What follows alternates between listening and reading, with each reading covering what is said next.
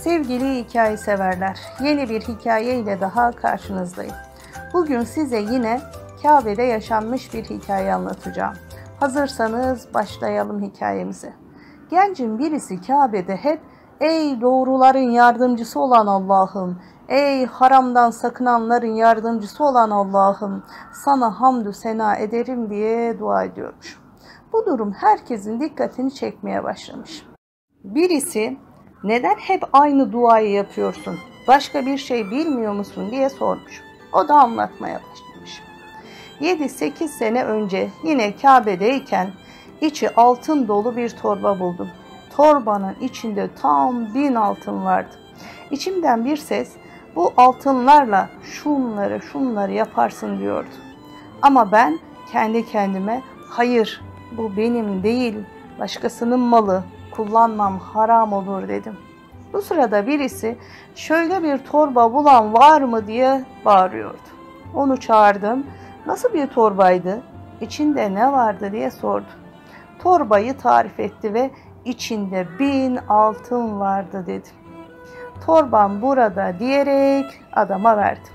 Adam torbayı açıp içinden bana 30 altın verdi. Pazara gittim. Temiz yüzlü genç bir esiri överek satıyorlardı. Gencin temizliği dikkatimi çekti. Yanlarına gittim. "Bu köle için ne istiyorsunuz?" dedim. 30 altın dediler. Adamdan aldığım 30 altını verip genci satın aldım. 1-2 yıl geçti. Genç çok çalışkan, çok edepli birisiydi. Onu aldığıma çok memnun olmuştum. Bir gün onunla giderken karşıdan 2-3 kişinin geldiğini gördüm. Genç bana dedi ki "Efendim, ben Fas emirinin oğluyum. Bu gelenler babamın adamları. Beni buldular. Senden beni satın almak isteyecekler. Sen iyi bir insansın. Beni onlara 30.000 altından aşağı satma" dedi. O kişiler yanıma gelip "Bu esiri bize satar mısın?" diye sordular. Ben de "Satarım" dedim.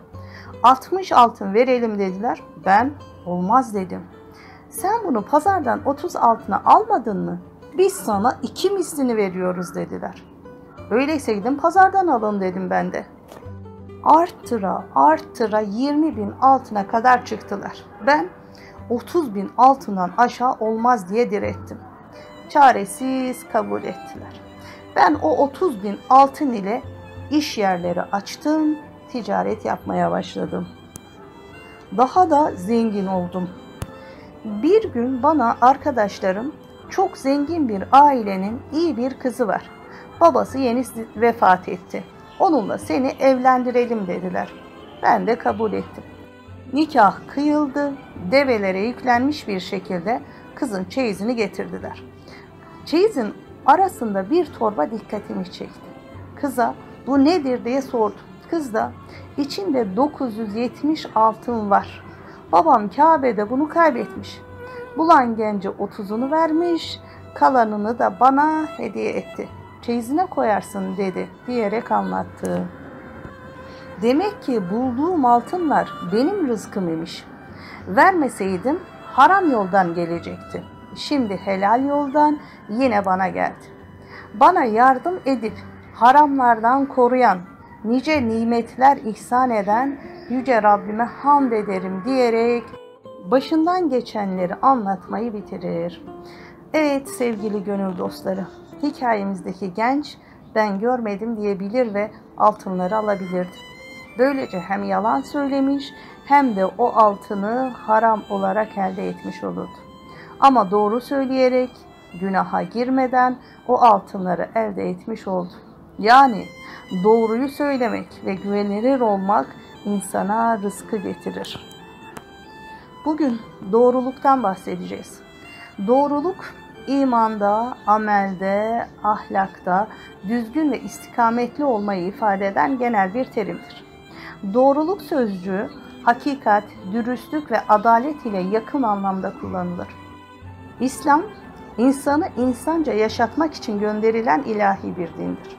Bu gayeye ulaşmak için bir takım da kurallar koymuştur. Bu kurallar evrenseldir. Her devirde, her yerde insanların muhtaç olduğu ilkelerden meydana gelmektedir.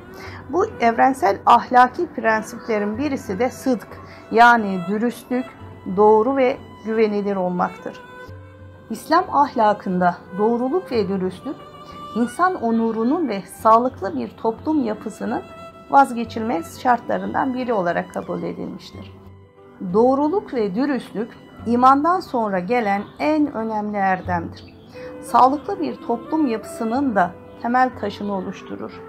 Sahabenin biri, Peygamber Efendimiz sallallahu aleyhi ve selleme gelerek, "Ya Resulallah, bana İslam hakkında öyle bir söz söyle ki, bu hususta senden başkasına bir şey sormaya gerek duymayayım" der.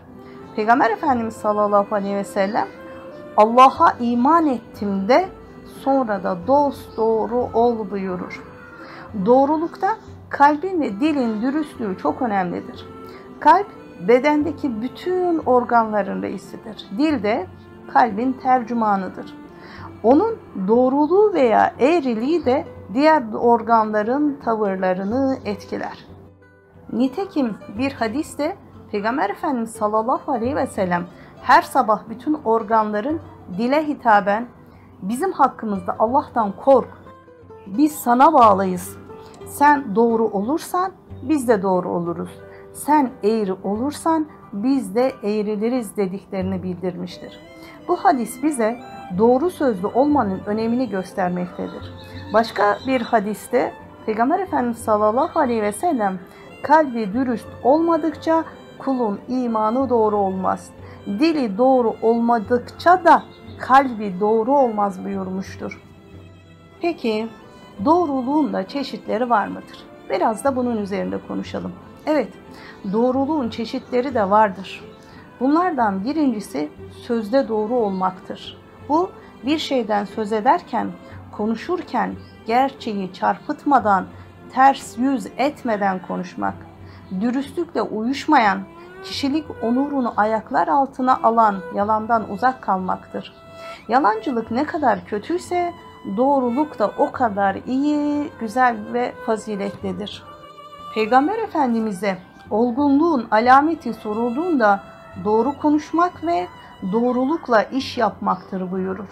Abdullah bin Amir radıyallahu anh bir gün Peygamber Efendimiz sallallahu aleyhi ve sellem evimizde oturuyorken annem beni çağırdı ve "Gel, sana bir şey vereceğim" dedi. Allah Resulü sallallahu aleyhi ve sellem ona "Ne vermek istedin?" diye sordu. Annem "Hurma" dedi. Peygamber Efendimiz sallallahu aleyhi ve sellem, "Eğer ona bir şey vermezsen bu söz aleyhinde yalan olarak kayda geçerdi" buyurdu. Bediüzzaman'ın şu sözü aslında bize doğru sözlü olmanın ölçüsünü veriyor. Her söylediğin doğru olmalı, her doğruyu söylemek senin haddin değil, her doğru her yerde söylenmez. Evet, insanın her sözü doğru olmalı.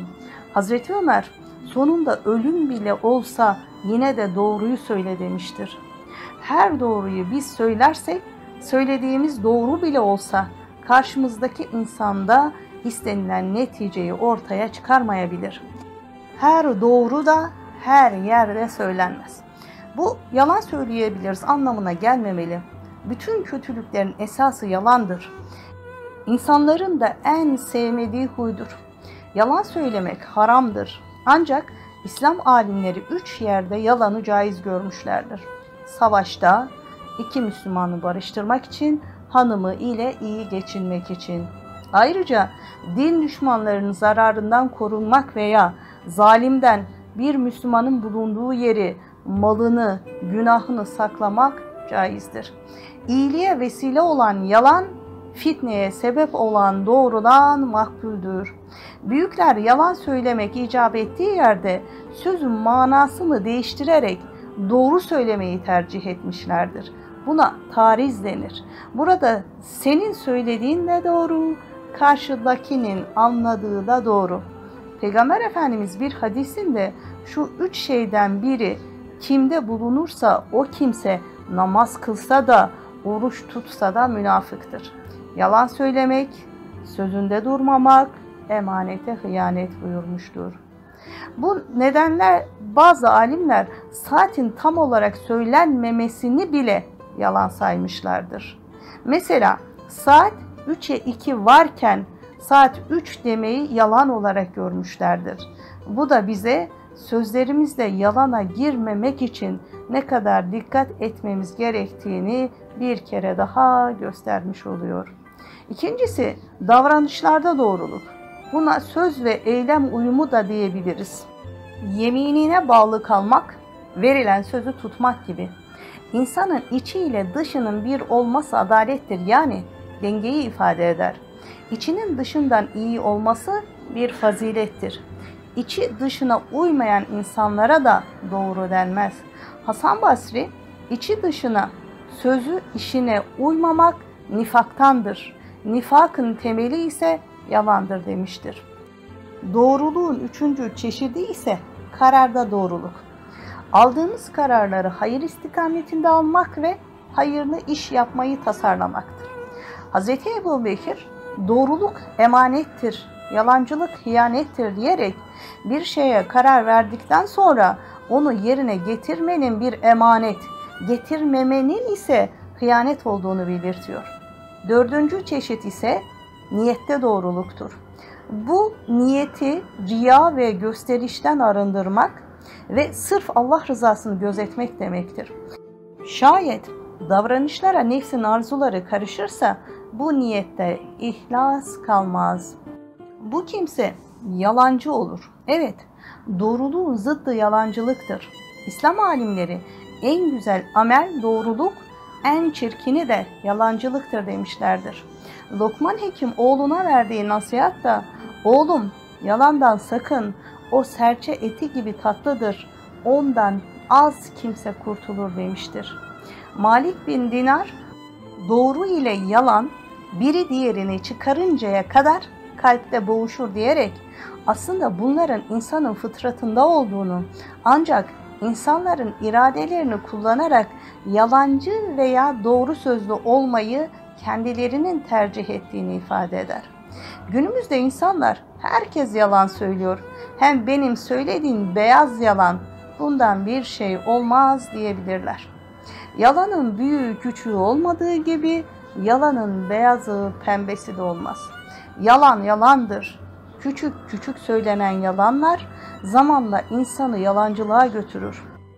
Bir insan yalan söylemeye ve yalan söyleme niyetini taşımaya devam ettiği sürece bir an gelir ki kalbinde önce siyah bir nokta belirir, sonra bu nokta büyür ve kalbinin tamamı simsiyah olur.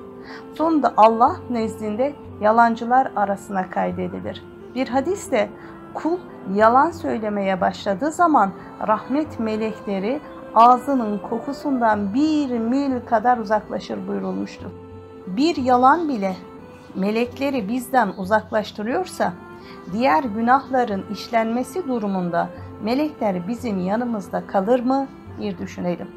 Çok güzel bir söz vardır.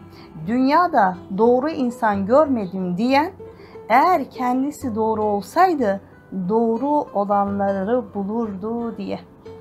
Evet sevgili gönül dostları, çevremizdeki insanlara her halimizle güzel örnek olmak istiyorsak veya çevremizde güzel örnek görmek istiyorsak arayacağımız en önemli özellik aynı zamanda bir peygamber sıfatı olan doğruluk olmalıdır.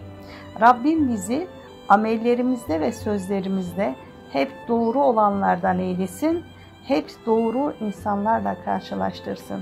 Videomu beğendiyseniz like butonuna basmayı, beni desteklemek için abone olmayı, yeni videolardan haberdar olmak için bildirim butonunu açmayı unutmayalım.